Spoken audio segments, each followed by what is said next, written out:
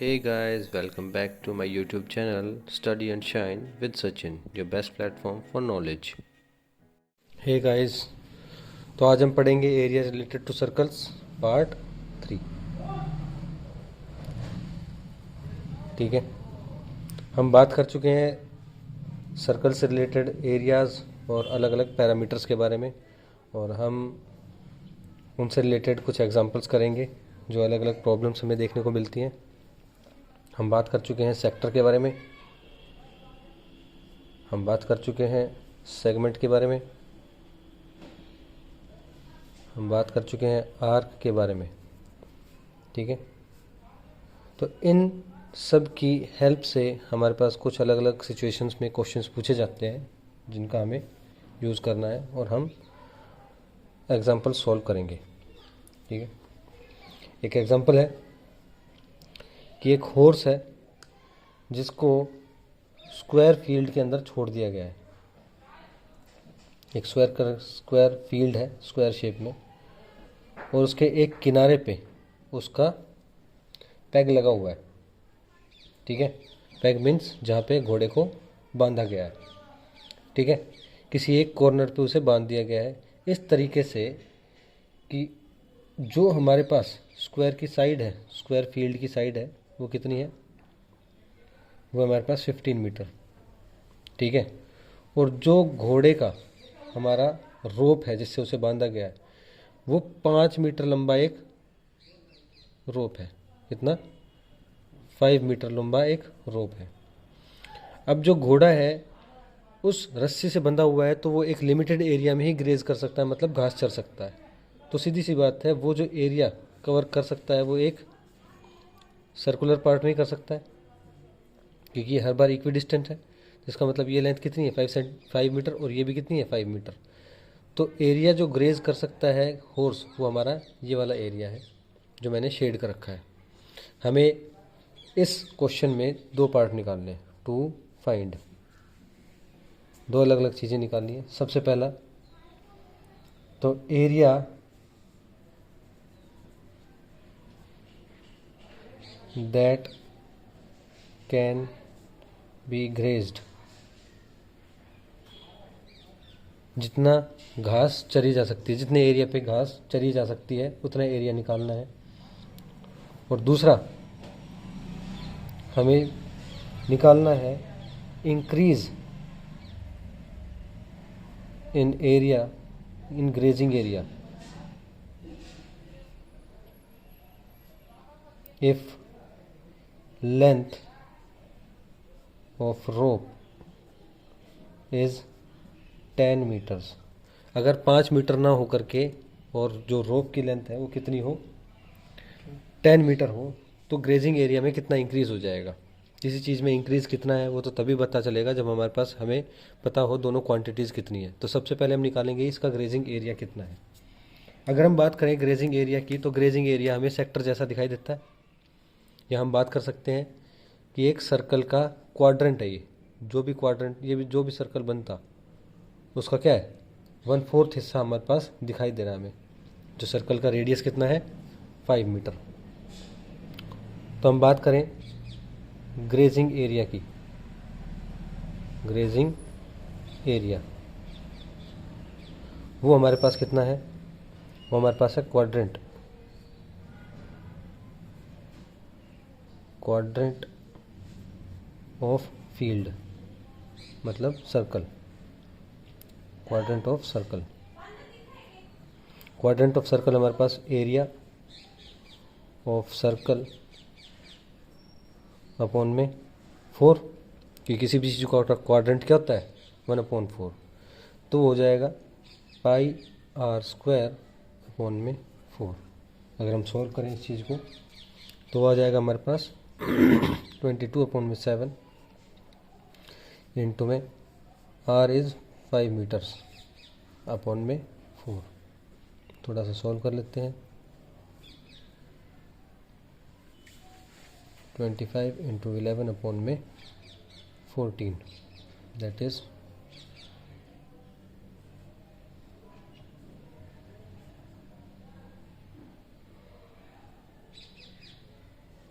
0.5 275 upon में 14, ठीक है, मीटर स्क्वायर। ये हमारे पास एरिया आ जाएगा। इसको हम डेसिमल्स में भी कैलकुलेट कर सकते हैं आगे, ठीक है। तो ये हमारे पास ग्रेजिंग एरिया आ जाएगा, जिसे हम सोल्व कर लेंगे आगे। दूसरा है हमारे पास increase in the grazing area if length is 10 metre. अगर उस रोप की लेंथ कितनी हो जाए, 10 मीटर हो जाए, तो हमारे पास जो इंक्रीज इन एरिया है, ग्रेजिंग एरिया, वो कितना आएगा। तो सबसे पहले हम निकालेंगे grazing area if length of rope is 10 metre. तो वो कितना हो जाएगा, सेम वही पाई आर स्क्वायर अपॉन में 4, क्योंकि चाहे इसको 10 मीटर कर दो तो इस केस में भी जो हमारे पास ग्रेजिंग एरिया बनेगा वो भी एक क्वाड्रेंट होगा उस सर्कल का, जिसका हमारे पास रेडियस कितना है, 10। इस केस में आर कितना हो जाएगा, 10 मीटर हो जाएगा। तो हम निकाल लेंगे पाई दैट इज़ 22 अपॉन में 7 इंटू में 10 इंटू 10 अपॉन में 4। थोड़ा सा सॉल्व कर लेंगे।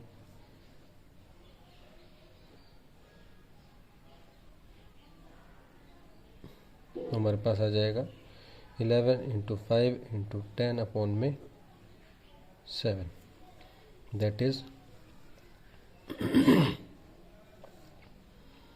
550 अपॉन में 7 मीटर स्क्वायर।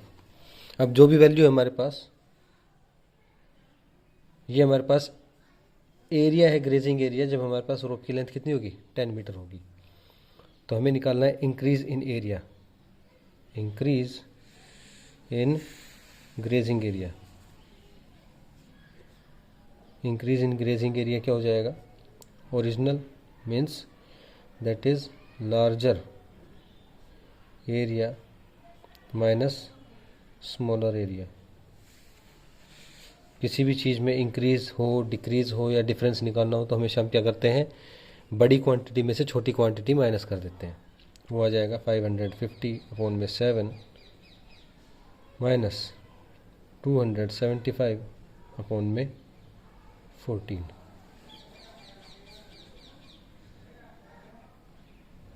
ठीक है, ये हमारे पास आ जाएगा। थोड़ा सा चेक कर लेते हैं हम।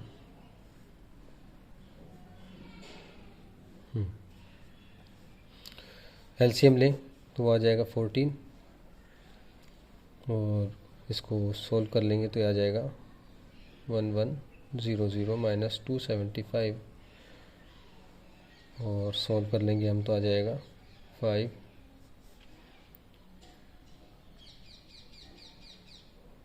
2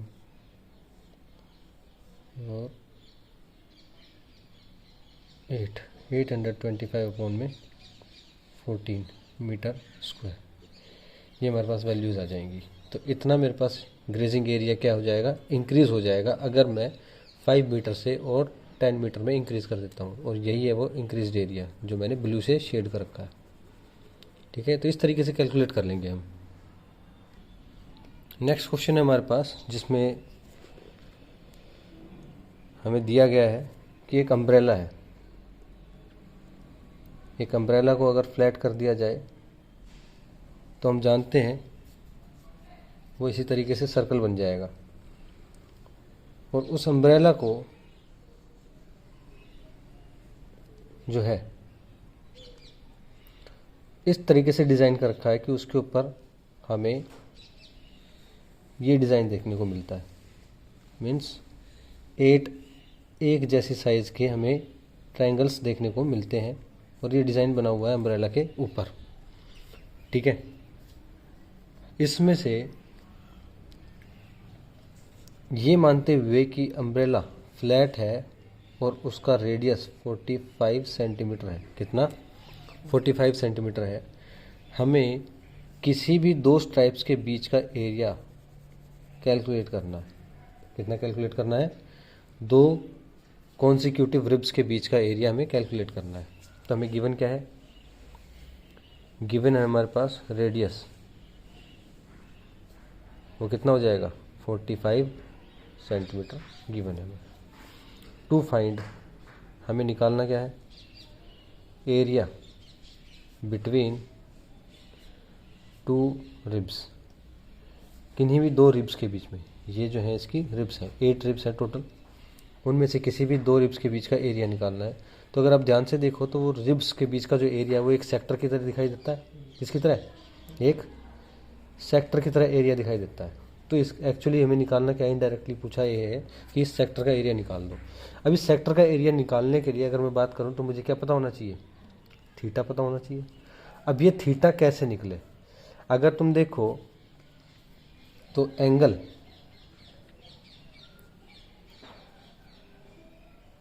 बाय बिटवीन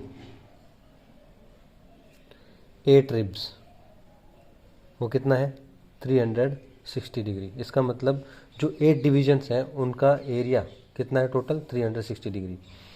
तो एंगल बिटवीन टू रिब्स, दो रिब्स के बीच का जो एरिया हो जाएगा वो कितना हो जाएगा, वो एंगल कितना हो जाएगा टोटल 360 अपॉन में 8, यही हो जाएगा। ठीक है, थोड़ा सा अगर हम सोल्व कर लें तो ये हो जाएगा हमारे पास 4 2 4 9 90 और ये हो जाएगा 45 डिग्री, कितना 45 डिग्री। इसका मतलब दो रिब्स के बीच का एंगल हमारे पास कितना है 45 डिग्री है। ठीक है, तो अब हम निकाल लेंगे एरिया रिक्वायर्ड, जो रिक्वायर्ड एरिया है वो क्या हो जाएगा, एरिया ऑफ सेक्टर जिसका एंगल कितना है 45 डिग्री है। तो पाई आर स्क्वायर अपॉन में 360 इंटू में थीटा, यही होता है हमारे पास एरिया सेक्टर। 22 अपॉन में 7 इंटू में 45 इंटू में 45 अपॉन में 360 इंटू में एंगल कितना है 45 डिग्री है। थोड़ी कैलकुलेशन शॉर्ट कर लेते हैं अपन, तो 45 1 और 45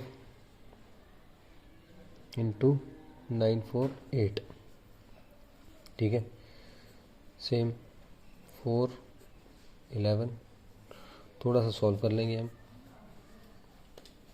हमारे पास क्या आ गया, ये आ गया 11 इंटू 45 इंटू में 45 अपॉन में 7 इंटू 4। थोड़ा सा और सॉल्व कर लेते हैं हम, ये 11 पॉइंट कुछ आ जाएगा, 11 पॉइंट और 44 1 0 11 44 पॉइंट 25 11.25 और यहाँ से ये आ जाएगा। हम थोड़ा सॉल्व कर लेंगे इसको, 7 6 42 7 4 28 7 2 14, तो हमारे पास लगभग कैलकुलेशन आ जाएगी 11 इंटू में 6.42 इंटू में 11.25। इसको अगर हम सॉल्व करेंगे तो हमारे पास रिक्वायर्ड एरिया आ जाएगा। ठीक है, तो ये हमारे पास वैल्यू है, ओवरऑल कितनी आ रही है, ये हमारे पास वैल्यू आ जाएगी 60। इसको हम सॉल्व कर लेंगे, टू बी सॉल्व्ड। आप सॉल्व करोगे तो हमारे पास रिक्वायर्ड एरिया आ जाएगा, या फिर आप चाहो तो ये जो हमारे पास वैल्यू आई थी इसी को हम कैलकुलेट करके और फ्रैक्शन में छोड़ सकते हैं। 11 इंटू 45 इंटू 45 अपॉन में 7428। ठीक है, तो ये भी है और हमारे पास डेसिमल वैल्यू भी आ जाएगी। नेक्स्ट क्वेश्चन है हमारे पास जिसमें हमें कहा गया है कि एक कार है, एक कार की विंडशील्ड है जो फ्रंट वाली होती है और उसमें इस तरीके से हमारे पास दो वाइपर लगे हुए हैं। ठीक है, एक इस तरफ और एक इस तरफ। दो हमारे पास वाइपर लगे हुए हैं कार की विंडशील्ड पे, इस तरीके से कार की विंडशील्ड है, उसके ऊपर दो वाइपर लगे हुए हैं। और हम सब ने देखा है कि वाइपर की मोशन इस तरीके से होती है और ये भी इस तरीके से मूव करेगा। तो ये जो मूव करेगा वो अपन ने क्या मूव, कौन सी मोशन होगी, एक सेक्टर क्रिएट करेगा। सेम उसी तरीके से जब ये मूव करेगा तो ये भी अपना एक एरिया कवर करेगा। तो इस वाइपर द्वारा इतना एरिया और इस वाइपर द्वारा इतना एरिया जो है स्वीप किया जाएगा। जहाँ पे हमें दे रखा है कि जो वाइपर की लेंथ है, लेंथ ऑफ वाइपर वो कितनी है, वो है हमारे पास 25 सेंटीमीटर। 25 सेंटीमीटर, इसका मतलब ये क्या है, रेडियस। ठीक है, अगर हम बात करें तो ये जो सेक्टर क्रिएट हो रहा है इसका रेडियस ये वाली लेंथ है जो कि कितनी दे रखी है, 25 सेंटीमीटर। और ये कहा गया है कि ये जो एंगल स्वीप करते हैं ये कितना है, ये हमारे पास 115 डिग्री है। तो एंगल स्वेप्ट वो कितना है, 115 डिग्री। तो अगर हम देखें तो हमसे पूछा क्या गया है, to find area swept by wipers. अगर हम देखें तो वाइपर दोनों सेम है, सेम लेंथ के हैं, तो इसका मतलब दोनों वाइपर्स के द्वारा जो एरिया कवर किया जाएगा वो भी बिल्कुल इक्वल है। तो अगर मैं किसी भी एक का निकाल लूँ और उसको मल्टीप्लाई कर दूँ किससे, 2 से, तो मेरा रिक्वायर्ड एरिया आ जाएगा, है ना। तो इसका मतलब हम कहेंगे रिक्वायर्ड एरिया हो जाएगा area swept by wiper into में 2। जो भी एरिया स्वेप्ट किया जाएगा एक वाइपर के द्वारा उसको मल्टीप्लाई कर दूंगा मैं 2। और area swept by wiper, area wiped, अगर हम बात करें एरिया वाइप्ड तो कितना हो जाएगा, area of sector with angle कितना, 115 डिग्री। तो वो हमारे पास कितना हो जाएगा, वो हो जाएगा 2 मल्टीप्लाई में पाई आर स्क्वायर अपॉन में 360 इंटू में थीटा। ठीक है, बात करें तो हो जाएगा 2 इंटू में 22 अपॉन 7 इंटू में रेडियस कितना है, 25 सेंटीमीटर अपॉन में 360 इंटू में एंगल कितना है, 115 डिग्री। थोड़ा सा सॉल्व कर लेते हैं अपन। तो ये हो जाएगा 5 इंटू 72 और 5 इंटू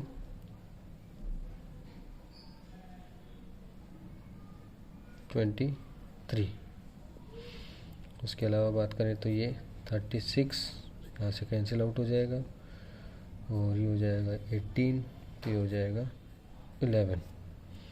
तो ओवरऑल जो हमारे पास वैल्यू आ रही है वो आ रही है 11 इंटू 25 इंटू 25 इंटू में 23 अपॉन में 7 इंटू 18।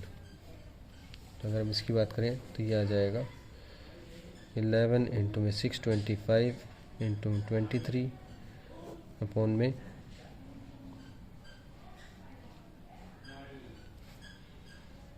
7 8 56 7 1 7 और 5 12 126। तो इसको अगर थोड़ा सा सॉल्व कर लें हम तो ये आ जाएगा,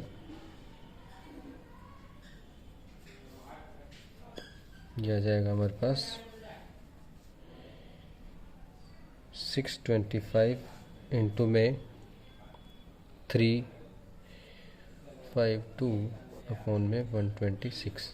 तो ये कैलकुलेशन थोड़ी सी बड़ी है हमारे पास, तो हमें लगता है इसको फ्रैक्शन में छोड़ देना सही है।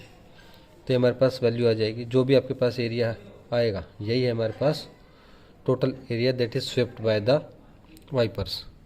जो वाइपर्स एरिया स्वेप करेंगे वो इसी तरीके से निकाला जाएगा। देखो वाइपर जो स्वेप्ट करेगा, एरिया वाइप करेगा, साफ करेगा, वो एक सेक्टर है, सेक्टर जिसमें एंगल दे रखा है 115 डिग्री और उसका रेडियस दे रखा है कितना 25 सेंटीमीटर। तो अगर एक वाइपर का एरिया हम कैलकुलेट कर लें तो उसको मल्टीप्लाई कर देंगे 2 से और हमारा टोटल एरिया पता चल जाएगा हमें, ठीक है। और ये हमारा सेंटीमीटर स्क्वायर में आएगा, ठीक है। नेक्स्ट क्वेश्चन है हमारे पास लाइट हाउस वाला क्वेश्चन, ठीक है। कहा गया है कि हमारे पास एक लाइट हाउस है, ठीक है। सब ने देखा होगा लाइट हाउस, मूवीज़ कार्टून्स वगैरह में दिखाया जाता है। इस तरीके से लाइट हाउस होता है हमारे पास, जो लाइट रेज दूर दूर तक छोड़ता है, ठीक है, और एक एंगल पे मूव करता है इस तरीके से, ठीक है। तो इसने कहा गया है कि जो हमारे पास लाइट हाउस है वो 16 पॉइंट कितना 16.5 किलोमीटर्स तक उसकी रेंज है। मतलब 16.5 किलोमीटर्स तक जो है हमारा पास जो लाइट हाउस है वो लाइट छोड़ता है समुद्र के अंदर, ठीक है। और उसका जो एंगल है जितने में वो काम करता है वो है हमारे पास कितना 80 डिग्री, कितना 80 डिग्री। तो इसका मतलब जो हमारे पास लाइट हाउस है वो एक तरीके से क्या करेगा 80 डिग्री एंगल तक लाइट को स्प्रेड करेगा, ठीक है। 80 डिग्री के एंगल तक जो है हमारा लाइट हाउस लाइट को स्प्रेड करेगा ताकि आने जाने वाले जो शिप्स हैं उनको रास्ता दिखाई दे सके, ठीक है। तो असल में अगर हम ध्यान से देखें तो ये जो एरिया लाइट एरिया जितने जितने एरिया में लाइट बिखेर रहा है हमारा लाइट हाउस वो एक सेक्टर है।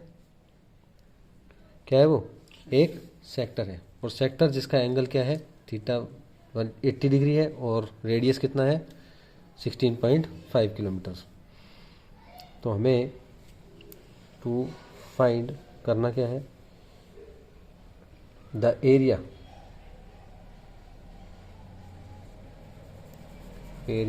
Of sea where ships can be warned।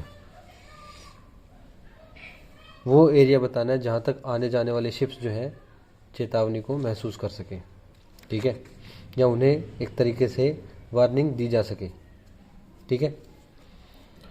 तो असल में वो क्या है area of sector, required area. Required area जो है हमारे पास वो है एरिया ऑफ सेक्टर, ठीक है, एरिया ऑफ सेक्टर जहाँ पे थीटा कितना है 80 डिग्री। तो वो जाएगा हमारे पास पाई आर स्क्वायर अपॉन में 360 इंटू में थीटा, पाई हो जाएगा 22/7 इंटू में आर कितना हो जाएगा, आर हो जाएगा हमारे पास 16.5 इंटू में 16.5 अपॉन में 360 इंटू में थीटा है 80 डिग्री। थोड़ा सा सॉल्व कर लेंगे हम, 0 से 0 कैंसिल और ये हो जाएगा 4249 और सॉल्व करेंगे हम थोड़ा सा। तो ओवरऑल हमारे पास ये आ रहा है 22/7 इंटू में 16.5 इंटू में 16.5 इंटू में 2/9। इसको थोड़ा सा और सॉल्व कर लेते हैं तो ये आ जाएगा 44 इंटू में 16.5 165 इंटू में 165 अपॉन में 7 इंटू में 9 और इंटू में पॉइंट हटाने के लिए हमारे पास लग गए 100। ये हम सॉल्व कर लेंगे और हमारे पास रिक्वायर्ड एरिया कैलकुलेट करके आ जाएगा। लेकिन ये जो हमारे पास एरिया आएगा वो किस में आएगा किलोमीटर स्क्वायर्स में, ठीक है। तो इस तरीके से हम निकाल सकते हैं। तो आपने देखा कि किस तरीके से अलग अलग सिचुएशंस में हमें क्वेश्चन दिए जा सकते हैं, लेकिन बस प्रॉब्लम क्या है कि हमें अलग अलग सिचुएशंस में केवल ध्यान ये रखना है कि सेक्टर पूछा गया है, सेगमेंट पूछा गया है, या एरिया जिसकी बात कर रहा है वो असल में है क्या। ठीक है, अगर आपने पिछले एग्जांपल्स देखे हो तो वो इस तरीके से ही हैं कि सब में सेक्टर या फिर हमें सेगमेंट के बारे में बात की गई है। बस प्रेजेंस ऑफ माइंड आपको थोड़ा सा ध्यान रखना है कि आप जो कैलकुलेट कर रहे हैं उसके पीछे की आपकी स्ट्रेटजी क्या है। पता होना चाहिए कि आप निकाल क्या रहे हो और उस तक पहुंचने के लिए आपको कौन कौन से पैरामीटर्स की ज़रूरत पड़ेगी। सेक्टर है तो आपके पास थीटा और रेडियस की ज़रूरत बहुत ज़्यादा इंपॉर्टेंट है। कैलकुलेशंस आप हमेशा कर सकते हो, यहाँ पे टाइम की लिमिट रहती है तो उस वजह से हम कैलकुलेशन नहीं कर पाते हैं, लेकिन आप हाँ कैलकुलेशंस कर सकते हो। ठीक है, आई होप आप लोगों को समझ में आया होगा। अगर आपने चैनल सब्सक्राइब नहीं किया तो प्लीज़ उसे सब्सक्राइब कर लीजिए, वीडियो लाइक कर लीजिए, और अगर कोई भी प्रॉब्लम हो तो आप कमेंट कर सकते हैं। Thank you.